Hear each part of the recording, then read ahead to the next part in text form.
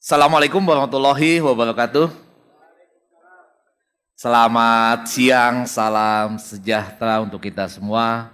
Salam, Om Swastiastu, Namo Buddhaya, salam kebajikan.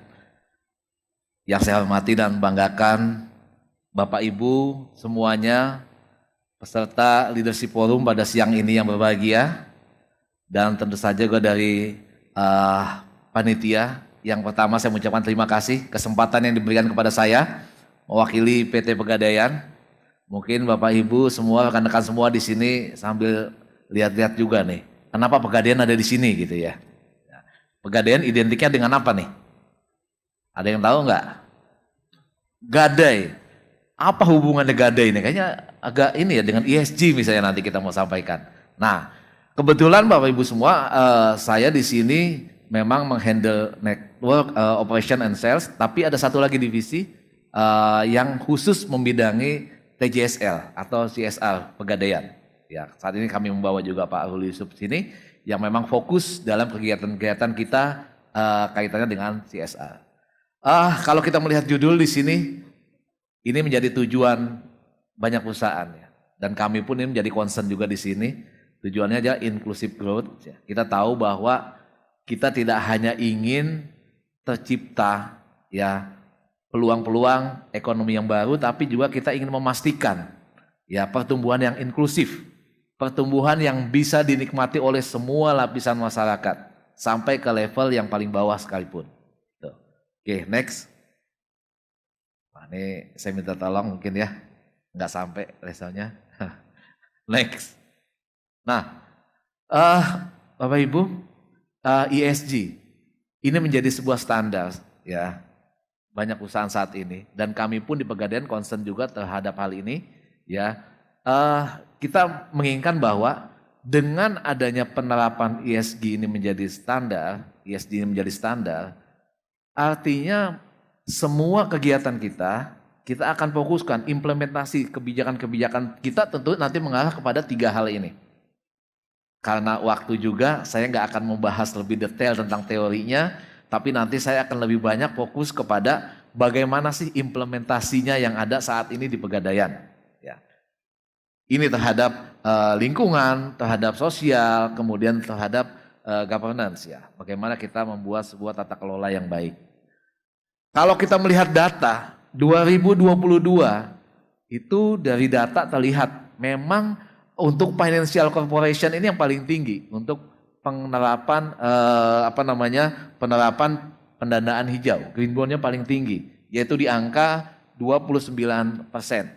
Ya, mungkin bisa di searching ya kalau kita lihat di Google perusahaan-perusahaan mana sih yang memang sudah melaksanakan kegiatan ini ya. Oke, next. Nah, kalau kita melihat keuangan berkelanjutan di Indonesia, menurut OJK ini ada 12. Mungkin saya nggak sebutin satu persatu di sini. Ada 12 jenis. Nah, di Pegadaian saat ini kami concern ada 4 ya. 4 fokus prioritas di Pegadaian pada usaha yang berwawasan lingkungan. Yang pertama, kalau kita lihat adalah pengelolaan sumber daya alam hayati dan penggunaan lahan yang berkelanjutan. Saat ini kami di Pegadaian ada 8 titik yang sedang kita kembangkan. Polanya kami namakan Degade Integrated Farming. Jadi kami mengintegrasikan sektor pertanian, sektor peternakan, perikanan ini. Kita membuat sebuah ekosistem di sana. Dari mana dasar awalnya ini? Awalnya adalah kita melihat kondisi, kita memotret kondisi yang ada saat ini. Di pertanian misalnya, kalau kita jalan kita lihat banyak petani-petani kita yang mungkin ada kesulitan masalah pupuk misalnya. Pupuk subsidi kan terbatas. Kalaupun dia beli mungkin harganya yang cukup tinggi di sana. Kemudian kita lihat lagi, ternyata di bagian peternakan ini ada masalah lagi. Masalah di peternakan ini adalah terkait limbah. Ya, terkait gimana dia mengelola limbah-limbahnya. Apalagi kalau dekat dengan lingkungan penduduk ya.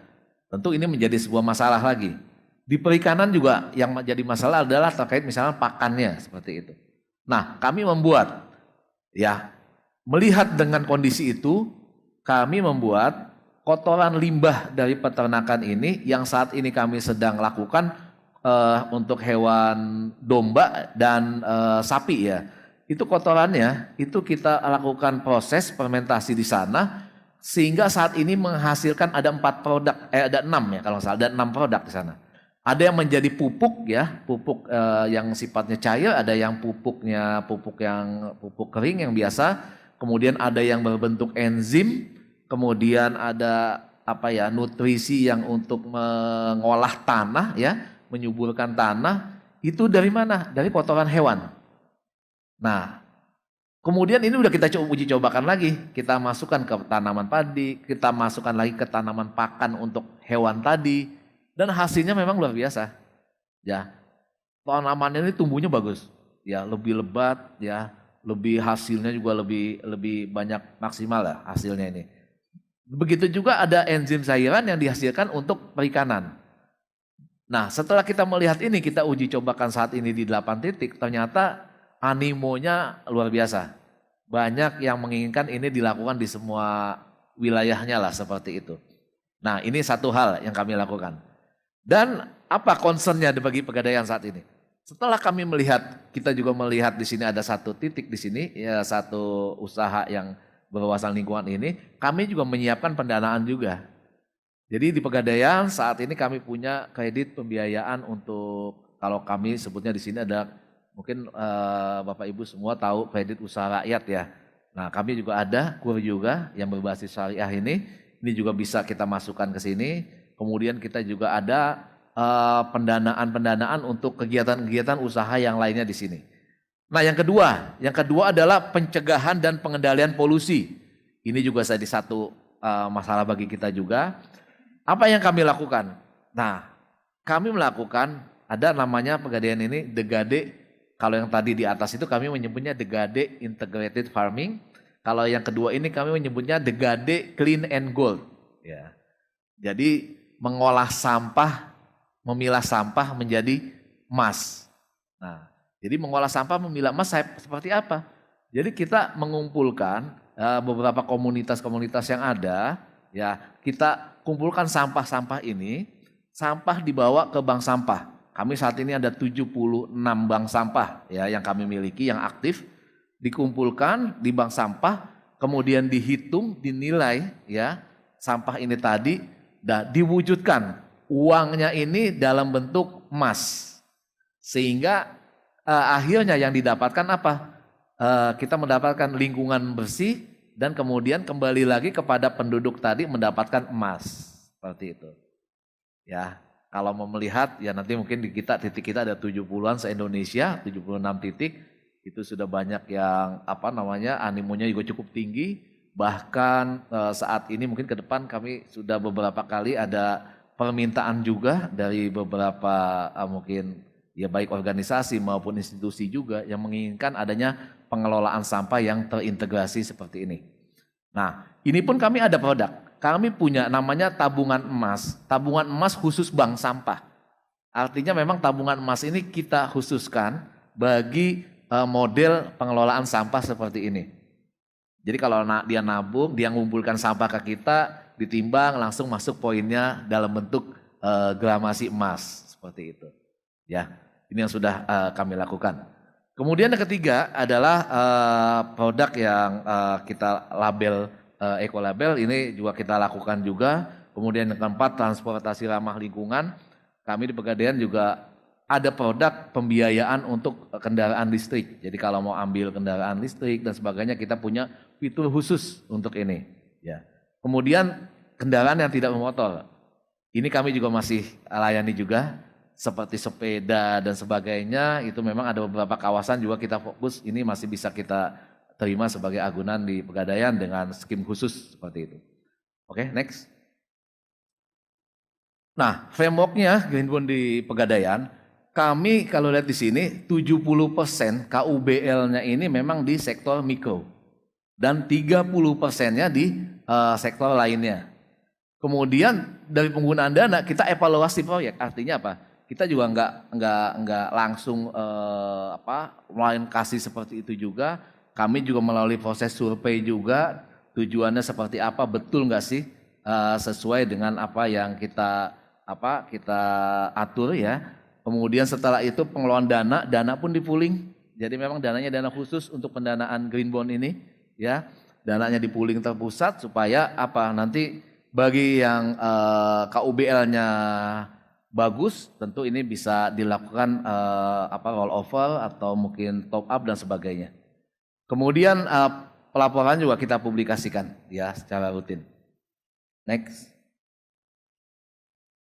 Oke, nah ini sekilas tentang Pegadaian. Ini visi misi, mungkin nanti ini saya nggak bahas ya. Aktivitas usaha kita termasuk strategi bisnis kami di sini. Ini di Pegadaian. Kalau saat ini kami ada kurang lebih 3.444 outlet dan masing-masing ini juga kami minta memang fokus juga terhadap kegiatan kami dalam pengelolaan CSR ini, seperti itu. Kenapa kami bilang fokus? Karena ini menjadi KPI lagi. Kami pun KPI. Bu Maria ini sebagai BOD, salah satu KPI saya ke kementerian adalah SROI, Bu. Jadi betul-betul kami mesti membuat kegiatan CSR ini betul-betul mesti bisa mesti bisa dihitung nih, Bu, seperti itu ya. Jadi ini yang memang menjadi fokus kami, dan ini bukan cuma di atas, sampai level ke bawah pun keterlibatan semua karyawan juga menjadi salah satu KPI kita, sehingga harapannya ini bisa terimplementasikan dengan baik semua program sampai ke bawah. Oke, next. Nah, di Pegadaian pondasi tadi kita untuk mengarah kita ke ESG, kita juga sudah ada yang namanya ada 3 pilar di sini. Yang pertama adalah The Gade Empowerment. Kalau kita lihat di sini kita pemberdayaan wanita ya, komunitas, kemudian juga bantuan pembangunan sosial, Pegadaian tanggap bencana, Pegadaian mengetuk pintu langit. Nah, ini mungkin agak sedikit Pegadaian mengetuk pintu langit. Jadi kami ada program setiap bulan tematik sepanjang tahun, dari mulai bulan Januari sampai Desember, setiap bulan itu kami ada bermacam-macam kegiatan yang setiap bulannya beda. Misalnya bulan ini kami lakukan setiap Jumat pagi ya, di bulan Juli ini setiap Jumat pagi semua outlet kita yang ada 3.500-an tadi outlet kita itu memberikan makanan misalnya kepada siapa? Kepada lingkungan sekitar kantor, masyarakat yang lewat di situ ataupun nasabah semuanya. Kemudian bulan depannya kita ada lagi kegiatan, misalnya ada yang sudah ada hitanan massal dan sebagainya. Nah, ini memang kita buat tematik setiap bulan. Kemudian Gadepreneur ini juga kami sudah ada juga di Pegadaian. Ini kumpulan-kumpulan dari komunitas UMKM kita masukkan di sini karena UMKM kami ini kan basisnya macam-macam. Ada UMKM yang berbasis kalangan anak muda, ada yang umum juga, ya. Ada kan yang muda juga, kita ada kerjasama dengan kampus juga, para mahasiswa, ya. Dan kemudian ada Desa Binaan Pegadaian dan agen BUMDes Pegadaian. Kemudian The Gade Generation ini mungkin untuk kalangan anak muda. Kita banyak dengan kampus-kampus juga di sini. Kita ada bantuan pendidikan mungkin yang udah umum ya. Kemudian ada yang bedanya di nomor 3 dan nomor 4. Nomor 3 ini kami saat ini membangun ada lounge yang di tiap-tiap kampus. Kurang lebih saat ini mungkin ada sekitar 10 dan tahun ini mungkin kita tambah lagi 8 dan 18. Kita ingin membuat sebuah lokasi tempat berkumpulnya mahasiswa untuk bisa berdiskusi, melahirkan sebuah ide-ide inovasi untuk persiapan mereka kelak ketika lulus misalkan, ataupun sebelum lulus pun tidak masalah. Karena di sini di nomor 4 kami ada The Gade Sociopreneurship. Kami membuat lomba antar mahasiswa se-Indonesia yang tahun ini kemarin kita lakukan di Universitas Brawijaya ya. Yaitu lomba kreativitas. Ada mungkin mahasiswa di satu kampus, dia ada produk fashion misalnya, ada yang produknya food misalnya makanan dan lain-lainnya. Nah, di mana tempat kumpulnya? Kalau yang sudah ada The Gade Creative Lounge-nya ini, mereka kumpul di sini. Kita berikan pelatihan, kita berikan pendampingan. Ya, pendampingan ini yang paling penting. Dan setelah selesai, ketika mereka produksinya sudah semakin besar, tentu Pegadaian masuk dalam hal pendanaannya. kita siapkan untuk kebutuhan modal kerjanya. Sehingga harapannya usaha yang tadinya segini dengan pendampingan dan ditambah dengan kebutuhan modal tadi akan semakin meningkat. Nah, kemudian magang Magenta ya, dan yang ketiga adalah Degade ini mengemaskan sampah untuk Indonesia. Tadi udah saya sampaikan di awal, mengemaskan sampah untuk Indonesia ini memang produk yang saat ini ya kalau kita lihat di Pegadaian itu, kalau kami ke BUMN itu udah tahu tuh, kalau udah urusan sampah mesti larinya ke kita gitu. Karena sampah jadi emas gitu, moto kita sampah jadi emas.